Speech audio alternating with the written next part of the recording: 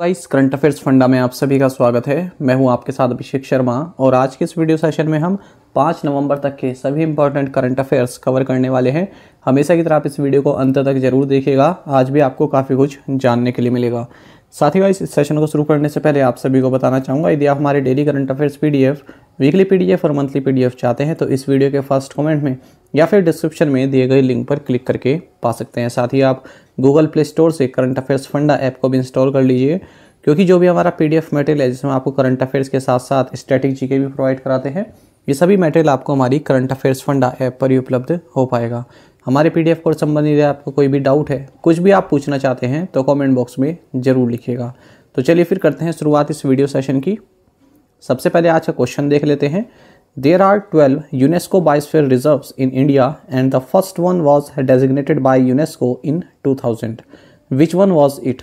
पूछ रहे हैं भारत में 12 यूनेस्को बायोस्फीयर रिजर्व हैं और पहला 2000 में यूनेस्को द्वारा नामित किया गया था, यह कौन सा था? ऑप्शंस है नंदा देवी, सुंदरबंस, नीलगिरी माउंटेन्स या फिर Kanchenjunga national park.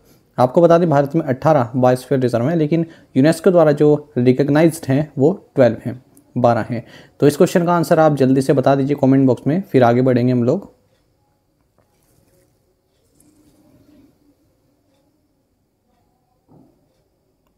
Which state launched CM dashboard for live monitoring of departments? विभागों की लाइव निगरानी के लिए किस राज्य ने CM डैशबोर्ड लॉन्च किया? ऑप्शंस आपके सामने हैं। सही आंसर ऑप्शन बी हरियाणा है। हरियाणा के चीफ मिनिस्टर मनोहर लाल खट्टर, इन्होंने CM डैशबोर्ड लॉन्च किया है, जिसके तहत जितने भी डिपार्टमेंट्स हैं राज्य में उनका रियल टाइम डेटा एक्सेस किया जा सकता है। साथ ही कुछ मेजर स्कीम्स पर भी डिसीजन लिए गए हैं। आपको बता दें मनोहर लाल खट्टर ने ई उपहार पोर्टल भी लॉन्च किया है, जिसके तहत जितने भी गिफ्ट्स इन्हें प्राप्त हुए हैं उनको ऑक्शन किया जा सकता है। हरियाणा के बारे में आपको जानना चाहिए, यहाँ के गवर्नर बंडारू दत्तात्रेय हैं, कैपिटल चंडीगढ़ है। हरियाणा हाल ही में कई कारणों से न्यूज़ में रहा है, देखेंगे MCQ फॉर्मेट में हम देख चुके हैं, यहाँ पर आपका रिवीजन कराया जा रहा है। National mission for clean Ganga and Sahakar Bharati, इन्होंने हरियाणा के सोनीपत में विशाल किसान सम्मेलन को ऑर्गेनाइज किया। साथ ही हमने ये देखा कि पब्लिक अफेयर्स इंडेक्स 2022 में हरियाणा को बेस्ट गवर्न्ड बिग स्टेट बताया गया है। Third edition of Vietnam India bilateral army exercise x VINBAX 2022 ये हरियाणा के चंडी मंदिर में संपन्न हुई है। हमने ये भी देखा कि हरियाणा के चीफ मिनिस्टर ने स्मार्ट ई-बीट सिस्टम गुरुग्राम में लॉन्च किया। साथ ही हमने ये भी देखा कि प्राइम मिनिस्टर नरेंद्र मोदी ने हरियाणा के सूरज कुंड में चिंतन शिविर इसको संबोधित किया है। National integrate innovate expand trade fair inaugurated in which state? National integrate innovate expand trade fair का उद्घाटन किस राज्य में हुआ? ऑप्शंस आपके सामने हैं। सही आंसर ऑप्शन सी रहेगा, नागालैंड। आपको जानना चाहिए कि नागालैंड और असम के गवर्नर जगदीश मुखी, इन्होंने चुमकेदीमा नागालैंड में national integrate innovate expand trade fair को इनोग्रेट किया है। इसका थीम रहा इनोवेट, इंटीग्रेट एंड एक्सपैंड।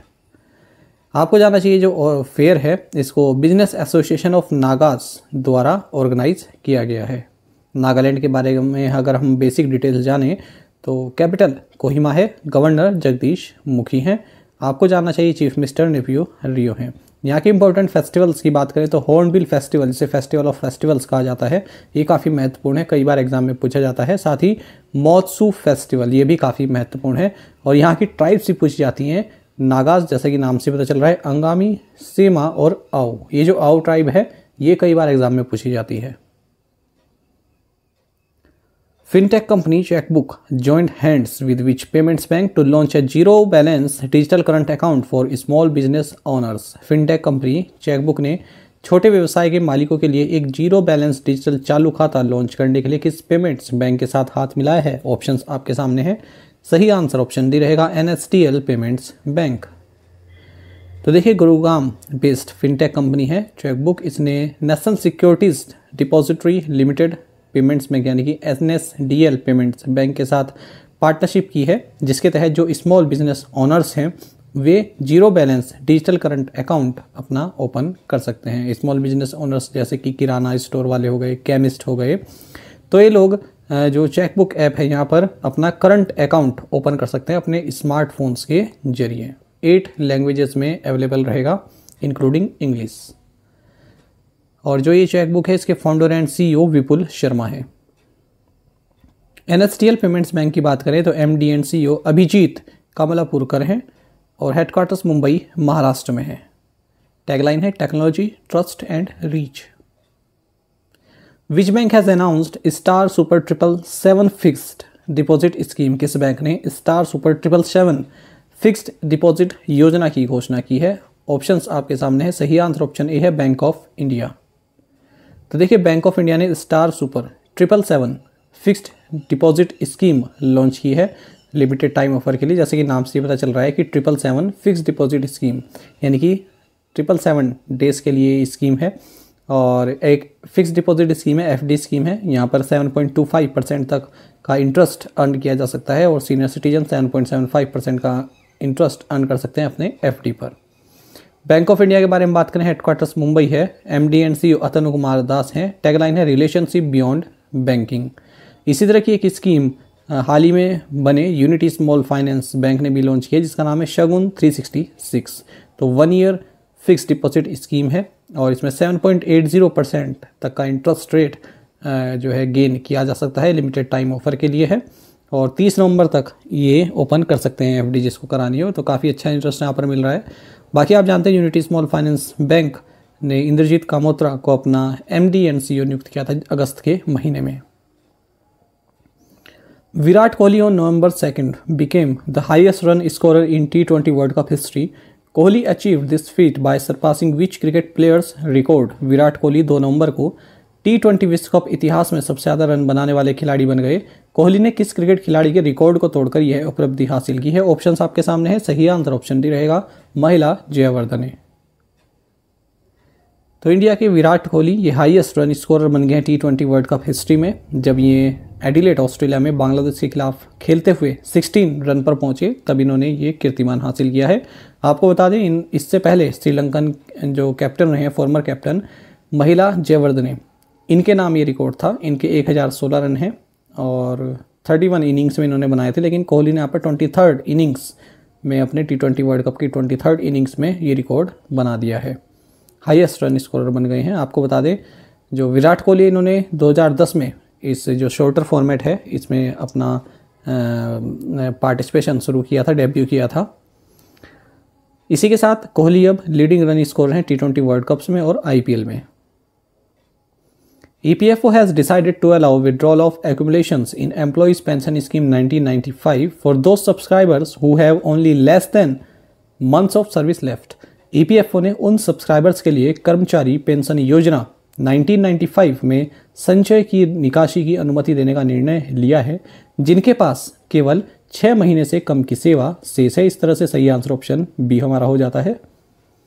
तो देखिए employees provident fund organisation EPFO इसने उन सभी सब्सक्राइबर्स को अब अलाउ कर दिया है जिनकी जो सर्विस है, जिनका कार्यकाल 6 महीने से कम का बचा है, कि वो अपने जो एम्प्लॉइज़ पेंशन स्कीम 1995 है EPS 95, इसमें जितना भी उनका संचय है, जितना भी एक्यूमुलेशन है, उसको विड्रॉ कर सकते हैं। आपको बता दें अब तक ये जो सर्विस है ये केवल उन्हीं के लिए है जो EPFO सब्सक्राइबर्स केवल उसी जो एम्प्लॉइज़ प्रोविडेंट फंड अकाउंट है उनका, केवल उसी में से ही अपना एक्यूमुलेशन विड्रॉ कर सकते हैं यदि उनकी 6 महीने तक की सर्विस बची है। लेकिन अब इसको अलाउ कर दिया गया है एम्प्लॉइज़ पेंशन स्कीम 1995 के लिए भी। बाकी आप जानते हैं EPFO के बारे में एक नॉन कॉन्स्टिट्यूशनल बॉडी है और इसको ministry of labour and employment government of India द्वारा गवर्न किया जाता है। 1951 में लॉन्च किया गया। As per the Performance Grading Index PGI of States Union Territories for 2020-21, which state is not in the top 3 on the basis of overall score? 2020-21 के लिए राज्यों केंद्र शासित प्रदेशों के प्रदर्शन ग्रेडिंग इंडेक्स के अनुसार कौन सा राज्य समग्र स्कोर के आधार पर शीर्ष 3 में नहीं है? ऑप्शंस आपके सामने है केरल, पंजाब, गुजरात या फिर महाराष्ट्र। सही आंसर ऑप्शन सी रहेगा गुजरात, यानी कि शीर्ष 3 में केरल, पंजाब और महाराष्ट्र हैं। चलिए देखेंगे। तो department of school education and literacy जो कि मिनिस्ट्री ऑफ एजुकेशन के तहत आता है, इन्होंने 2020-21 के लिए परफॉर्मेंस ग्रेडिंग इंडेक्स PGI ये लॉन्च किया है स्टेट्स एंड यूनियन टेरिटरीज के लिए। इसमें जो स्कूल एजुकेशन सिस्टम है उसको ग्रेडिंग दी जाती है, उसको स्कोर दिया जाता है पूरा एक कॉम्प्रिहेंसिव एनालिसिस किया जाता है जो भी राज्य और स्टेट्स में स्कूल हैं। आपको बता दें अब तक इस तरह की रिपोर्ट 2017-18 में लॉन्च हुई, 18-19 में लॉन्च हुई, 19-20 में लॉन्च हुई और अब ये लॉन्च हुई है 20-21 के लिए, यानी कि 4th एडिशन आप इसको कह सकते हैं। ये जो परफॉर्मेंस ग्रेडिंग इंडेक्स है इसमें 1000 पॉइंट्स दिए जाते हैं अक्रॉस 70 इंडिकेटर्स, और ये इंडिकेटर्स 2 कैटेगरीज में बटे होते हैं, outcomes and governance management. Further इनको 5 डोमेन्स में डिवाइड किया जाता है, learning outcomes, access, infrastructure and facilities, equity and governance process. आपको जानना चाहिए 2020-21 में स्टेट्स एंड यूनियन टेरिटरीज को 10 ग्रेड्स में क्लासीफाई किया गया है। हाईएस्ट अचीवेबल ग्रेड यहाँ पर लेवल 1 रहा। लेवल 1 उन स्टेट्स या यूटीज़ को दिया गया है जिनका स्कोर 950 पॉइंट से ज़्यादा का रहा है out of 1000 points. Lowest grade level 10 रहा है। जिन भी स्टेट यूनियन टेरिटरीज का स्कोर 551 से कम रहा है उनको लेवल 10 दिया गया है। अब आपको जानना चाहिए टोटल 7 स्टेट्स हैं यूनियन टेरिटरीज, जिसमें केरल, पंजाब, चंडीगढ़, महाराष्ट्र, गुजरात, राजस्थान, आंध्र प्रदेश हैं। इन्होंने लेवल 2 अटेन किया है, यानी कि इनका स्कोर 901 से 950 के बीच में रहा है। आपको बता दें 2017-18 में कोई भी राज्य या यूनियन टेरिटरी लेवल 2 में नहीं था। 2019-20 में केवल 4 राज्य ही थे। अच्छा, न्यू एंट्रेंट कौन रहे हैं इस साल? गुजरात 2020-21 के लिए गुजरात, राजस्थान और आंध्र प्रदेश, ये न्यू एंट्रेंट्स रहे हैं इस लेवल 2 में। अच्छा, newly formed union territory Ladakh, इसने काफ़ी अच्छा इम्प्रूवमेंट किया है। तो ये लेवल 8 में थी और अब ये पहुंच गई है लेवल 4 में 2020-21 में। 299 पॉइंट्स तक इसने अपना स्कोर इम्प्रूव किया है यदि हम 2019-20 से कंपेयर करें। केरल, पंजाब, महाराष्ट्र, इन्होंने सबसे ज़्यादा स्कोर अचीव किया है 928 पॉइंट्स। किसी भी राज्य ने हाईएस्ट लेवल अटेन नहीं किया है, यानी कि लेवल 1 में कोई नहीं है। लेवल 2 में है ये राज्य जो हमने सबसे ऊपर देखे, 7 राज्य और 6 राज्य, 6 states and 1 union territories. Level 1 में कोई भी नहीं है। इस तरह से आप देख सकते हैं। शुरुआत के 3 देखेंगे, केरल, महाराष्ट्र और पंजाब, तीनों के स्कोर 928 है। World tsunami awareness day is observed on which day? विश्व सुनामी जागरूकता दिवस किस दिन मनाया जाता है? ऑप्शंस आपके सामने है। सही आंसर ऑप्शन डी रहेगा 5 नवंबर। तो दिसंबर 2015 में यूनाइटेड नेशन जनरल असेंबली ने 5 नवंबर को वर्ल्ड सुनामी अवेयरनेस डे मनाने का निर्णय लिया। आपको बता दें ये जो डे है ये ब्रेन चाइल्ड ऑफ जापान है, यानी कि जापान द्वारा ये सुझाया गया था कि इस तरह का दिन मनाया जाना चाहिए। थीम इसका 2022 में गेट टू हाई ग्राउंड है। देखिए थीम ये यूनाइटेड नेशंस की साइट पर लिखा हुआ था, फिर भी अगर मैं आपको और जगह से भी कंफर्म करके बताऊंगा, क्योंकि एग्जैक्टली उन्होंने थीम तो नहीं लिखा हुआ था, लेकिन जो मेन फोकस रहने वाला है वो गेट टू हाई ग्राउंड इस तरह से लिखा हुआ था। तो अगर कुछ इसमें कुछ मेरे को और इसमें कुछ सब्सटेंशियल मिलता है तो उसको मैं आपको बताऊंगा। फिलहाल थीम आप ये मान कर चलिए गेट टू हाई ग्राउंड। अच्छा, सुनामी आप सभी जानते हैं कि जापानीज वर्ड से मिला है, एक तो सू जिसका मतलब है हार्बर और दूसरा है नामी यानी कि वेव। तो सुनामी क्या होता है? A series of enormous waves created by an underwater disturbance. Underwater disturbance के कारण सुनामी वेव्स बनती हैं जो कि usually associated with earthquakes occurring below और नियर द ओशन होता है। बाकी आप जानते ही हैं। अच्छा, यहाँ पर महत्वपूर्ण ये रहेगा कि Indian tsunami early warning centre ITEWC ये कहाँ पर है? ये हैदराबाद में है। ये कई बार पूछा जाता है question. What is the name of the new GM crop that was cleared for environmental release? उस नई GM फसल का नाम क्या है जिसे पर्यावरण रिलीज के लिए मंजूरी दी गई है? ऑप्शंस आपके सामने है। सही आंसर ऑप्शन डी रहेगा DMH11। देखिए इसी तरह से ऑप्शंस आपके एग्जाम में बन जाते हैं, तो याद रखा करें, सही से पढ़ें। DMH है, DHM है, क्या है? तो देखिए हाल ही में जेनेटिक इंजीनियरिंग अप्राइजल कमेटी जो कि union ministry of environment, forest and climate change के तहत कार्य करती है, इसने जेनेटिकली मॉडिफाइड यानी कि GM मस्टर्ड के सीड प्रोडक्शन के लिए अप्रूव दे दी है। इससे पहले कि इसको कमर्शियली यूज़ किया जाए, रिलीज़ किया जाए, उससे पहले सीड प्रोडक्शन को यहाँ पर अप्रूवल मिल गया है। तो क्या नाम है इस मस्टर्ड का? धारा मस्टर्ड हाइब्रिड DMH11। तो एक इंडियसली डेवलप्ड ट्रांसजेनिक मस्टर्ड है। ट्रांसजेनिक का मतलब क्या होता है? ऐसी फसल या ऐसा प्लांट जिसके DNA को मॉडिफाई किया जाए यूजिंग जेनेटिक इंजीनियरिंग टेक्निक्स, उसको बोलते हैं ट्रांसजेनिक। अच्छा, आपको बता दें ये जो धारा मस्टर्ड हाइब्रिड है ये जेनेटिकली मॉडिफाइड वेरिएंट है हर्बिसाइड टॉलरेंट मस्टर्ड का, एसटी मस्टर्ड का। इसको डेवलप किया गया है दिल्ली यूनिवर्सिटी के centre for genetic manipulation of crop plants के द्वारा। अच्छा, आपको भी जानना चाहिए फिलहाल भारत में केवल एक ही ट्रांसजेनिक क्रॉप ग्रो की जाती है, इसका नाम है बीटी कॉटन। साथ ही आपको ये भी जानना चाहिए हाल ही में university of agriculture and farmers welfare ने एक नोटिफिकेशन इशू किया है जिसमें इन्होंने कहा है कि ग्लाइफोसफेट के यूज़ पर रिस्ट्रिक्शंस लगाई जाएं। फ्रॉम विच प्लेस द दक्षिण Bharat motorcycle expeditionary team of the Indian army was flagged of. भारतीय सेना की दक्षिण भारत मोटरसाइकिल अभियान दल को किस स्थान से हरी झंडी दिखाकर रवाना किया गया? ऑप्शंस आपके सामने हैं। सही answer option C Satish Dhawan space centre है। आपको जानना चाहिए Dakshin Bharat motorcycle expedition team of the Indian army, इसको हरी झंडी दिखाई गई है 3 नवंबर को सतीश धवन स्पेस सेंटर से, हरिकोटा आंध्र प्रदेश से। ये टीम एयरफोर्स स्टेशन सूर्यलंका में जो है ट्रैवल करने वाली है, ये आंध्र प्रदेश में ही है। अच्छा, जो है दक्षिण भारत मोटरसाइकिल एक्सपीडिशन है ये डायमंड जुबली सेलिब्रेशन मनाया जा रहा है आर्टिलरी सेंटर हैदराबाद का, तो उसके तहत ये मोटरसाइकिल एक्सपीडिशन लॉन्च की गई है। तो इसके तहत जो ये टीम है ये वीर नारीज, वेटरन्स, एक्स सर्विसमैन, तो उनसे इंटरेक्ट कर रहे हैं। Which global life sciences firm tied up with Rabo partnership and Mastercard to help 1 crore small farmers in India.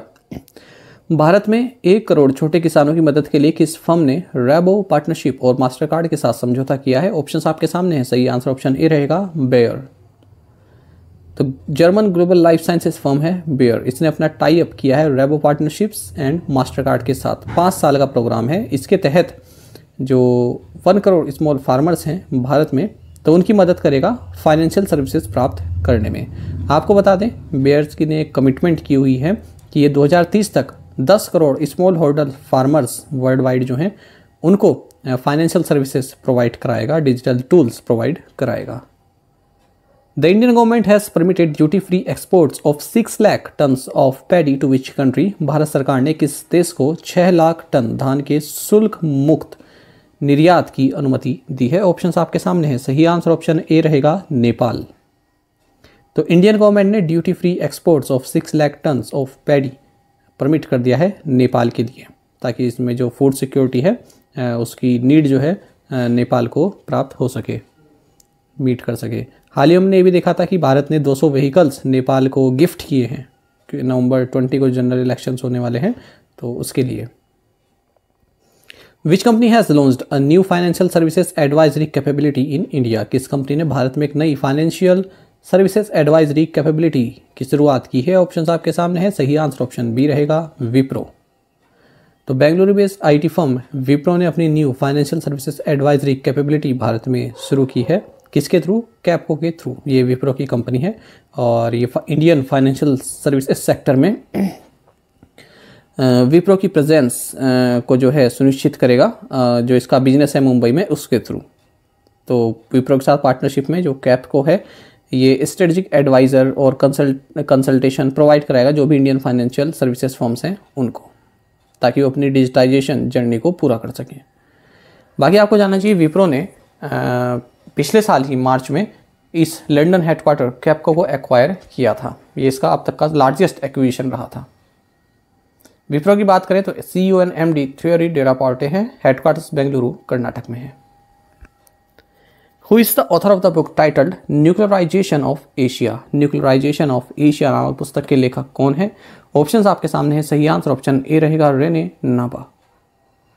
तो फ्रेंच ऑथर हैं रेने नाबा। इन्होंने एक अपनी लेटेस्ट बुक लॉन्च की है जो कि न्यूक्लियर इमरजेंसी पर आधारित है। साथ ही ये भी बताती है कि साउथ एशिया पर पाकिस्तान और चाइना का जो नेक्सस है, जो इनका गठबंधन है, वो किस तरह से एक थ्रेट है, किस तरह से एक संकट जो है पोज करता है, एंड वर्ल्ड एट लार्ज और ग्लोबल स्तर पर। इस बुक का नाम है nuclearization of Asia. Which company has received India's first responsible steel certification? किस कंपनी को भारत का पहला रिस्पॉन्सिबल स्टील सर्टिफिकेशन मिला है? ऑप्शंस आपके सामने है। सही आंसर ऑप्शन सी है टाटा स्टील। तो आपको जानना चाहिए टाटा स्टील को यहाँ पर रिस्पॉन्सिबल स्टील सर्टिफिकेशन मिला है अपनी 3 प्रोडक्शन फैसिलिटीज़ जो जमशेदपुर में है इनके लिए। आपको जानना चाहिए रिस्पॉन्सिबल स्टील, ये स्टील इंडस्ट्री का first global multi stakeholder standard and certification initiative है। टाटा स्टील के बारे में आप जानते हैं, CEO and MD TV Narendran है, हेडक्वार्टर्स मुंबई महाराष्ट्र में है। Which company has inked an MOU with the Indian institute of science for collaborative research projects. सहयोगी अनुसंधान परियोजनाओं के लिए किस कंपनी ने भारतीय विज्ञान संस्थान के साथ एक समझौता ज्ञापन पर हस्ताक्षर किए हैं? ऑप्शन आपके सामने है, सही आंसर ऑप्शन डी रहेगा, गरुड़ एरोस्पेस। तो drone as a service DAS company है गरुड़ एरोस्पेस, इसने एक MOU साइन किया है इंडियन इंस्टीट्यूट ऑफ साइंसेस के साथ, ISC बेंगलोर के साथ, फॉर कोलैबोरेटिव रिसर्च प्रोजेक्ट्स। तो इसके तहत कोलैबोरेटिव रिसर्च प्रोजेक्ट्स किए जाएंगे using drones unmanned aerial vehicle, ताकि जो ज्योग्राफिकल सर्वेज हैं उनमें किस तरह से इसकी एप्लीकेशन यूज़ की जा सकती हैं ये देखा जाएगा। बाकी गरुड़ एरोस्पेस के founder and CEO Agnishwar Jayaprakash हैं, आपको जानना चाहिए। Name the leading women's empowerment activist and renowned founder of the self employed women's association सेवा हु पास्ड अवे रिसेंटली। प्रमुख महिला सशक्तिकरण कार्यकर्ता और स्वरोजगार महिला संघ की प्रसिद्ध संस्थापक का नाम बताइए जिनका हाल ही में निधन हो गया। ऑप्शंस आपके सामने हैं, सही आंसर ऑप्शन सी रहेगा, इलाबेन भट्ट। तो इलाबेन भट्ट ये noted Gandhian, leading women's empowerment activist और सेल्फ एम्प्लॉयड वुमेन्स एसोसिएशन सेवा इसकी फाउंडर रही। इनका हाल ही में अहमदाबाद में 89 की एज में निधन हो गया है। आपको बता दें ग्लोबली रिकॉग्नाइज्ड वुमेन लीडर ये रही हैं। इन्हें Padma Bhushan, Ramon Magsaysay award, Indira Gandhi peace prize जैसे बड़े सम्मान मिले हुए हैं और ये साबरमती आश्रम की चेयरपर्सन रही। हाल ही में इन्होंने महात्मा गांधी फाउंडेड गुजरात विद्यापीठ के चांसलर के तौर पर रेजिग्नेशन भी दिया। 2007 में ये एल्डर्स एक ग्रुप है जिसकी स्थापना नेल्सन मंडेला ने की थी ह्यूमन राइट्स और पीस को इस्टेब्लिश करने के लिए वर्ल्ड में, इसकी भी पार्ट रही। साथ ही ये मेंबर ऑफ राज्यसभा भी रही, प्लानिंग कमीशन ऑफ इंडिया की भी मेंबर रही हैं। साथ ही आपको ये भी जानना चाहिए हाल ही में eminent Malayalam English poet, novelist and script writer TP Rajeevan, इनका भी हाल ही में निधन हो गया है। Name the Malayalam novelist who was chosen for Ezhuthachan Puraskaram. उन मलयालम उपन्यासकार का नाम बताइए जिन्हें एजुथाचम पुरस्कारम के लिए चुना गया है। ऑप्शंस आपके सामने हैं, सही आंसर ऑप्शन डी रहेगा, A Sethumadhavan.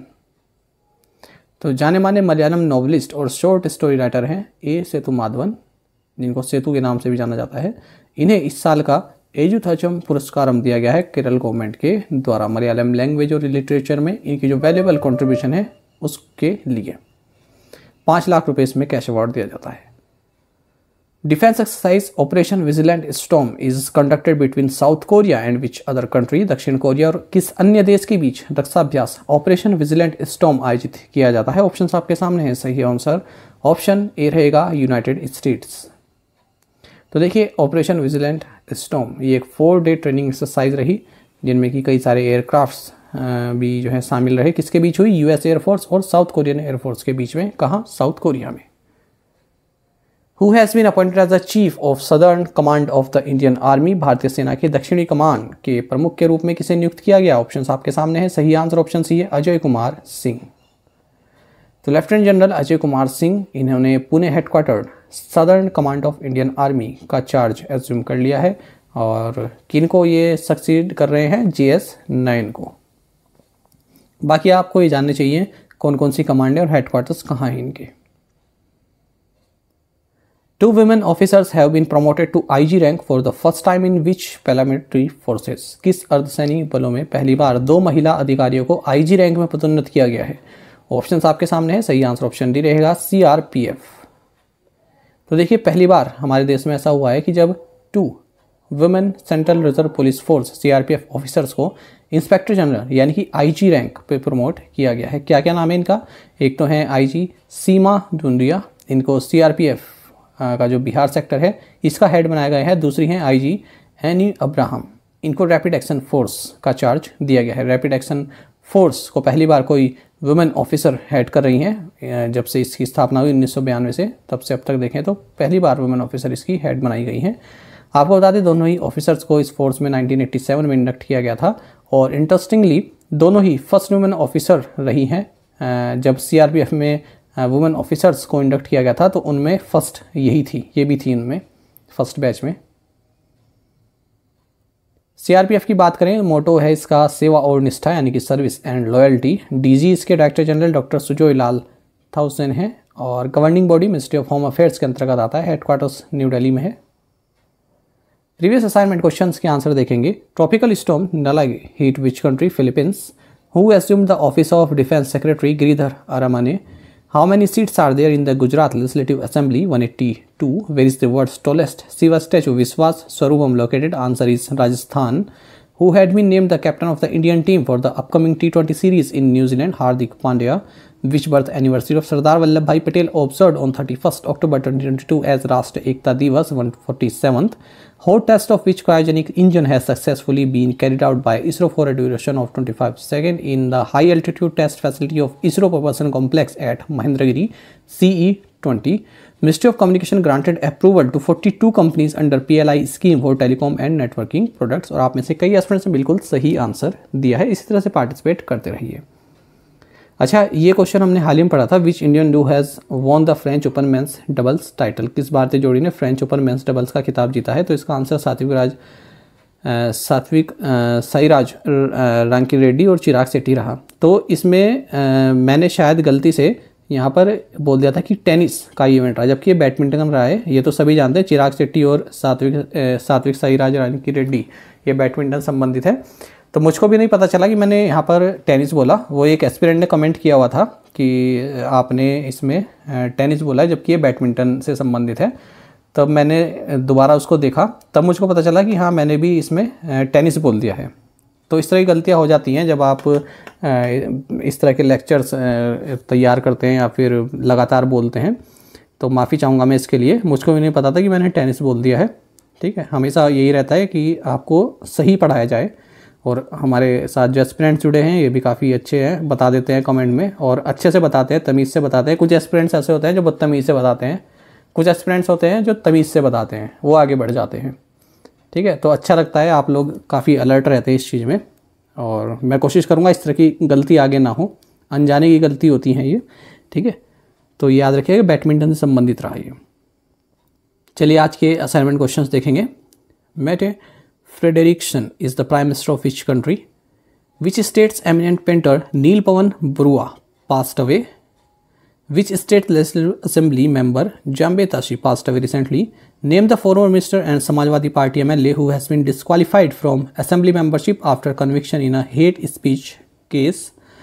What percent of Indian youth aged 15 to 24 are unemployed according to the data from International Labour Organization? The government has set a target to increase the number of subscribers of the Employees Provident Fund Organization from the existing 6.5 crores to crore. तो इन 6 questions के answer आपको comment box में देने हैं। यदि आपको एक question का आंसर आता है तो भी आप हमें कमेंट बॉक्स में बता सकते हैं। साथ ही करंट अफेयर्स फंडा को आप टेलीग्राम पर भी ज्वाइन कर सकते हैं। यहाँ पर रेगुलर वीडियो अपडेट्स और करंट क्विज हम आप सभी के लिए डालते रहते हैं। साथ ही डिस्कशन ग्रुप में आप किसी भी क्वेश्चन का सोल्यूशन पा सकते हैं। दोस्तों, यहाँ पर हमारे करंट अफेयर्स की प्लेलिस्ट दी गई है, इसको आप जरूर देखें। अपने दोस्तों के साथ, फेलो एस्पिरेंट साथ हमारे करंट अफेयर्स को शेयर जरूर करें। आज का ये सेशन आपको कैसा लगा कमेंट बॉक्स में जरूर बताइएगा। Thank you guys.